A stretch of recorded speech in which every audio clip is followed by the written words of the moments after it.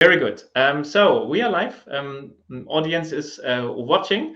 I'm extremely excited to present to the participants of Planet Groups, Wim Vermeulen. Wim, you work as a director, strategy and sustainability for a brand consultancy that in itself has sustainability as one of their core missions to help companies position their brand in a responsible manner.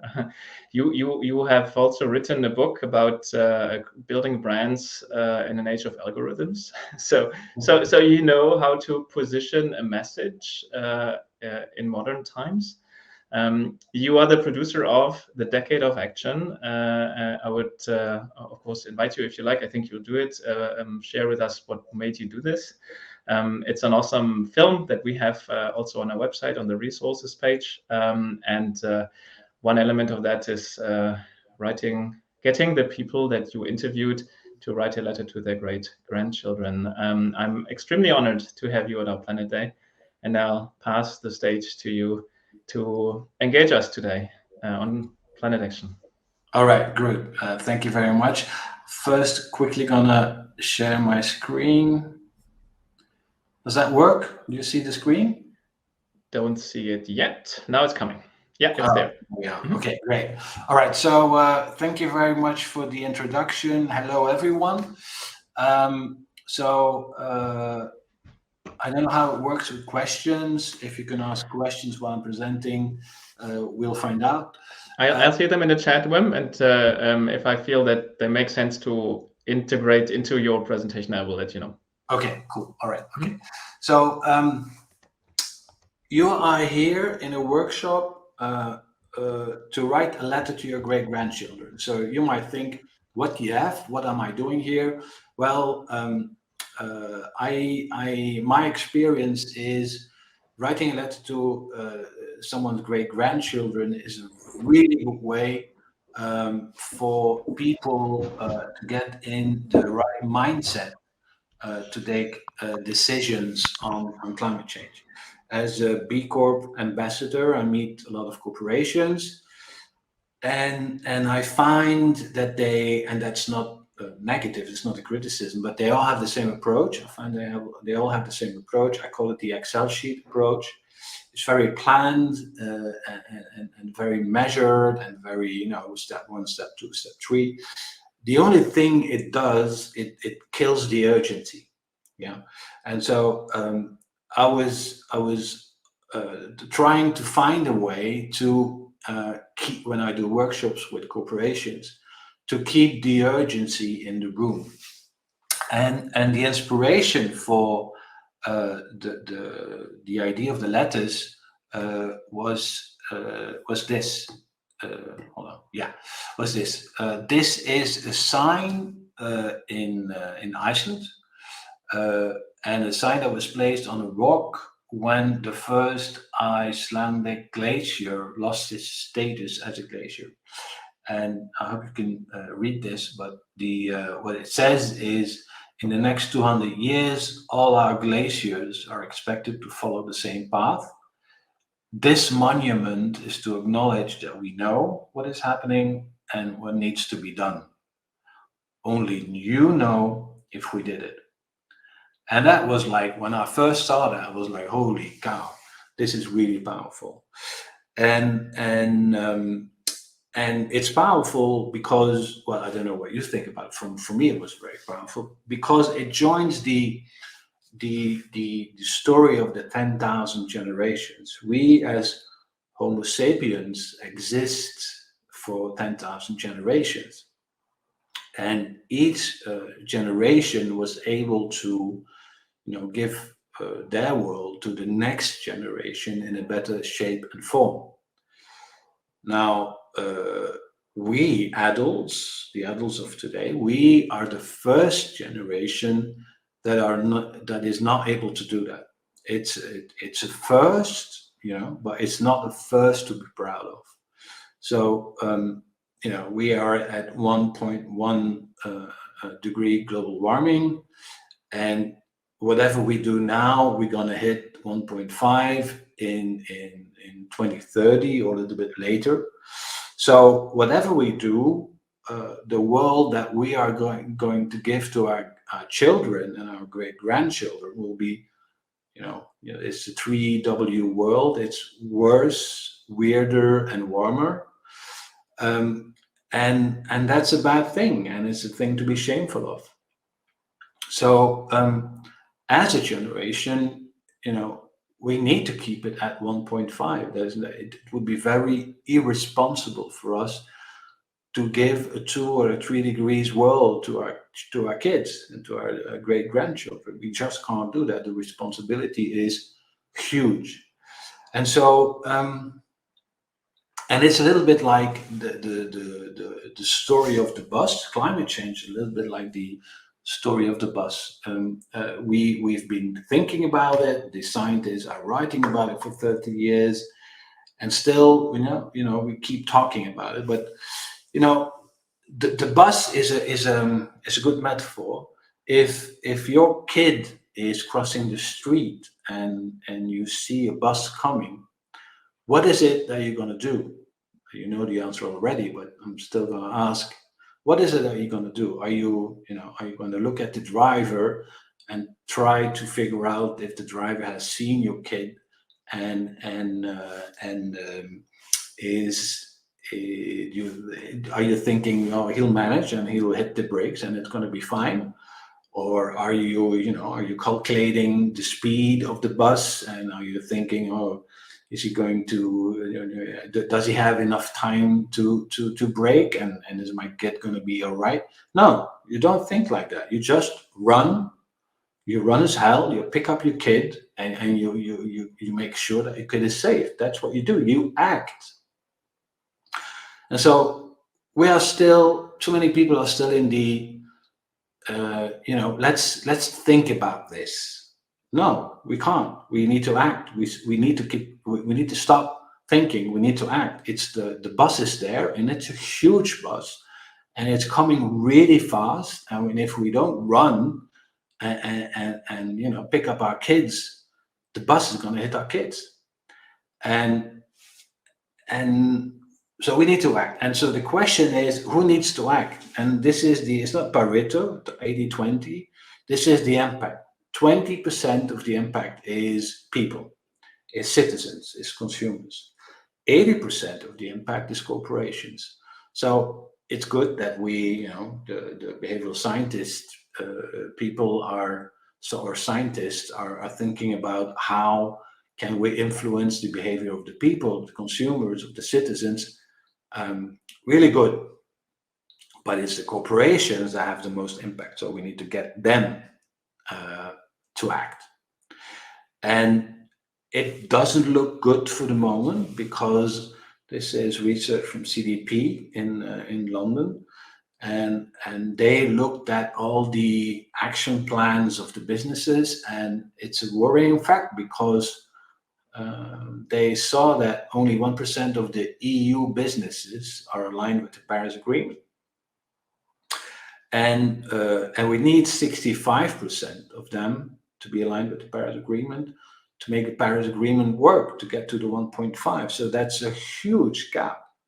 So there's a lot of work to do, and so and that's why it's important if we have workshops with corporate organizations or businesses, that we get them out of the Excel mindset and get them in the urgency mindset, because the climate change, or how corporations should react, is no longer about CSR. It's far beyond CSR. It's far beyond doing no harm, and it's far beyond doing good to do well. We are far beyond that. It's risk management. It's business continuity. And that's the main point of climate change, is business continuity. Will your company survive? And if we want to, then we can make it work, because I think this is what I found a very powerful image. On the left side, you have Carl Benz, I was thinking to say he was driving his first car. He was not, but he was sitting in his first car that was produced. So industrial, and produced, yes. And then that was 1887. And then on the right side, you see New York. These are, of course, all Fords, but that was huge traffic jams. And that was only 30 years. So, you know, yesterday there was this announcement that the first big carbon capture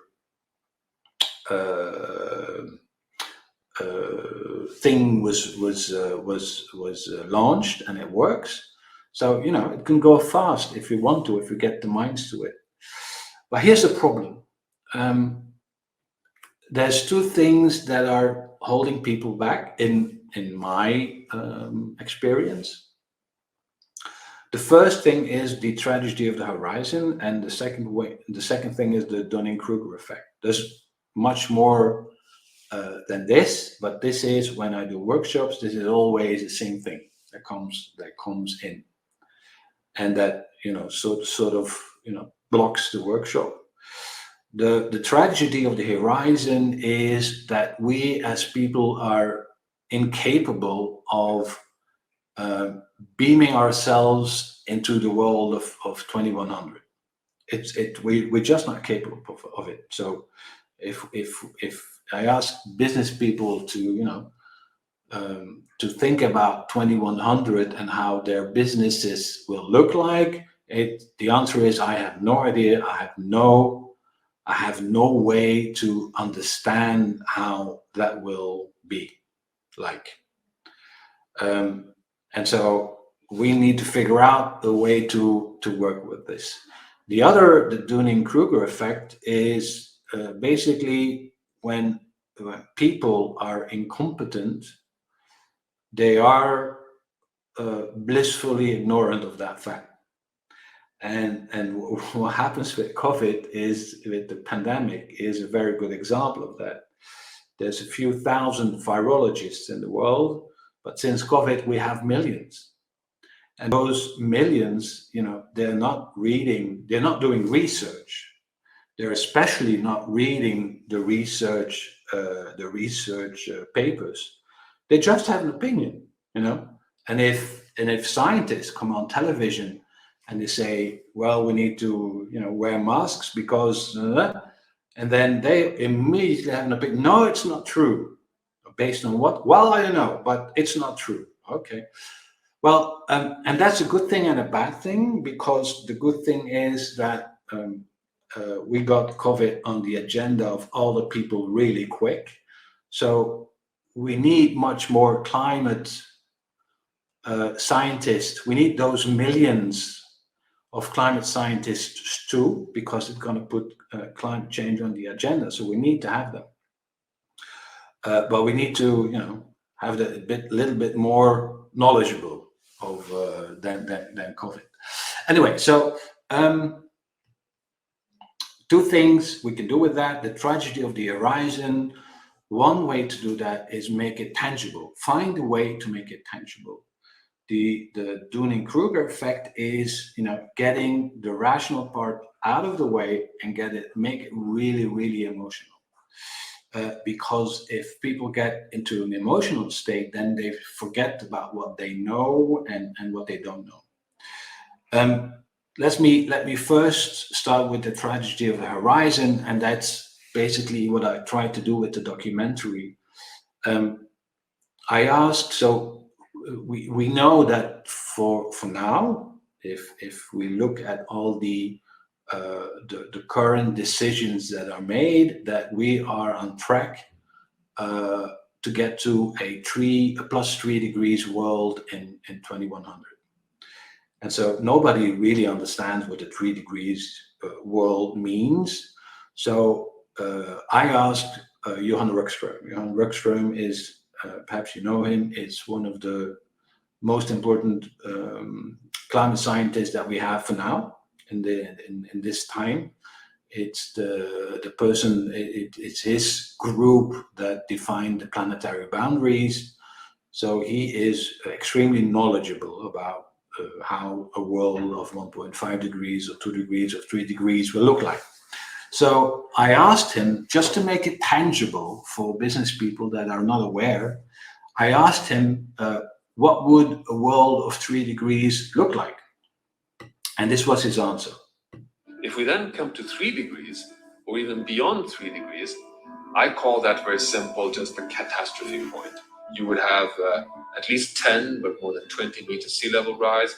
You would have probably 3 billion people who currently would be living in areas that are physically no longer possible to host human beings, because you would simply not be able to cope because of the levels of temperature. So you would have populations concentrating in the Arctic and Antarctica, so you would get huge population movements. It's very questionable how we could feed humanity, because we would lose so much agricultural land. We would end up in a situation where we simply have a planet no longer in a state that would be really, adapted to support humanity.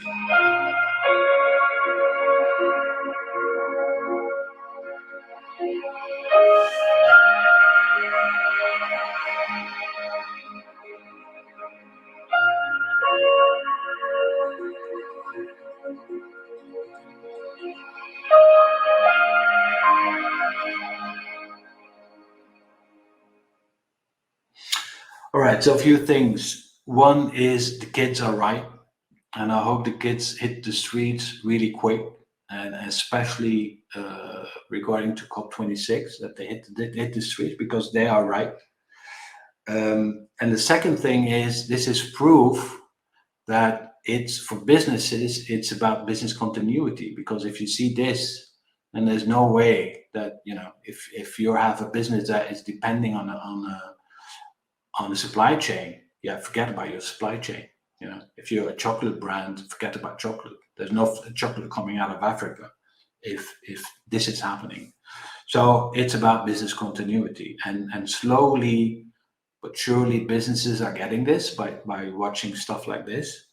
And so it's very important. So if you want to have this clip, use it, please take it and run with it, because it's very important that business people understand what it means to do business in a world of 1.5 degrees, 2 degrees, and 3 degrees, because it changes their mindset. By the way, I'm going to show you, if it works, I'm going to show you a little trail of the documentary so that you understand what else is going on there. Hope this works. Only a month ago, I held my first grandchild, my grandson, for the first time. And I looked at him and I thought, if we don't act now, what sort of world will we give to him? This is about restructuring our whole society. This is about reshaping the world economy. Be bold in daring to take the steps needed to really reflect on what kind of company do we need to be? What do we need to be for society? Because we have a social contract. If you do commit, and I mean truly commit to sustainability, we do find that these companies are significantly outperforming the long run in terms of financial performance. So let's address this, turn this around, and turn it into the biggest business opportunity that there is.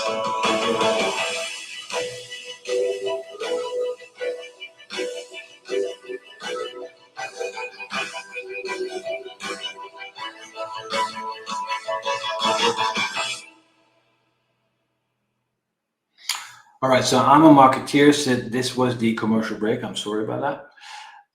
But so the trail is on YouTube and is on Waterbase. So if you wanna take a look at it, go ahead. If you want to use it for workshops, go ahead. Now let me go back to the how to make it personal, because the Dunning-Kruger effect. We need to have millions of climate. So so said climate scientists. We need them, because we need to have that debate. But we need to get the rational thinking out. We need to make it really, really very emotional. And so remember the sign that I saw about the glacier. So I thought, what if we get people to write not a letter to the future, but a letter to their great-grandchildren. I tested it with the people I interviewed for the documentary, and it worked well. And I was surprised by it because I saw tears, and you know, the people we interviewed were like, you know, big names, and if you see people like POLMAN all of a sudden have tears in his eyes when he thinks about his great-grandchildren, it's like, holy cow, this is powerful. And it gets people in a certain mindset. So I'm going to show you 2 letters. I have them here. It looks like this, but that's difficult to read. So we make movies out of it. This is the first one. This is, and you'll see that different people have different ways to approach those letters. But anyway, I'm going to show you the first one. And this is JOHAN ROCKSTROM.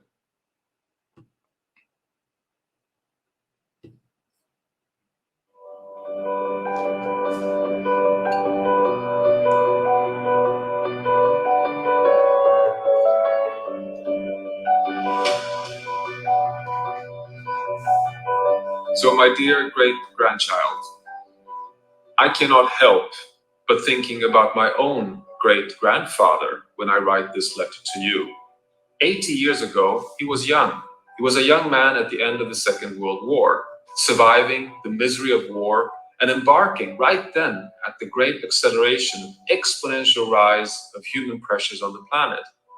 We are now at risk of handing over a planet to you, my dear great-grandchild, and your children and their future children, which is so destabilized that we can see no chance of providing good living conditions for you and your fellow citizens. Right now, as I'm writing this letter, we have reached a pivotal moment, a planetary emergency. Either we tip the world towards a universal journey towards a safe and just future for humanity within planetary boundaries, or we remain stuck in business as usual, and we just continue our journey where the planet just drifts away further and further away from the stable Holocene state we saw since we left the last ice age. You know the final outcome. I really hope that you're walking out of your house every day and experience a world with healthy ecosystems on land and in the ocean, clean air, a stable climate, and unthreatened ice sheets, and that you live in a world that recycles and regenerates resources to a point that it's given all your fellow citizens a chance of prospering within a stable planet. I'm wishing you a healthy life on Earth. Hello and bye, great-granddad.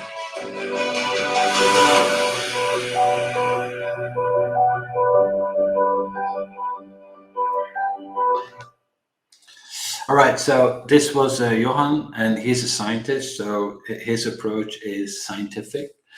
This is POLMAN. Polman is the ex-CEO of Unilever. He initiated the Sustainable Living Plan, so he changed Unilever, and this is his letter to his great-grandchild.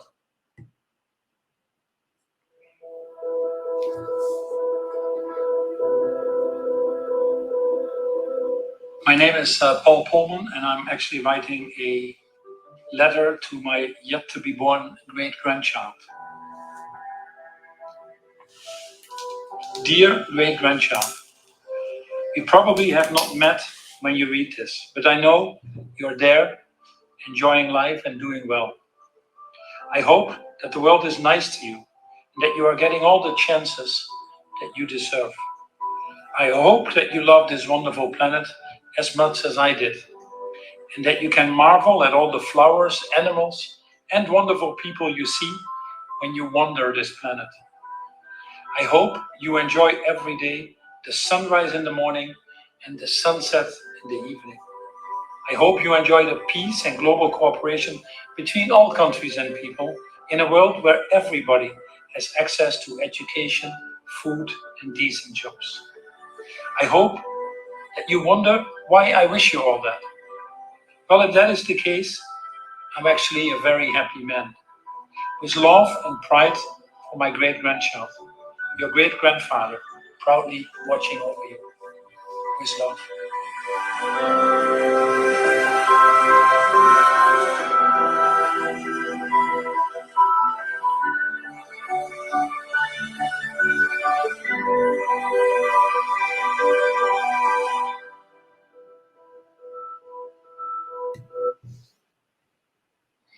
So let's sing that in for a moment, because climate change is like a script of a hero movie.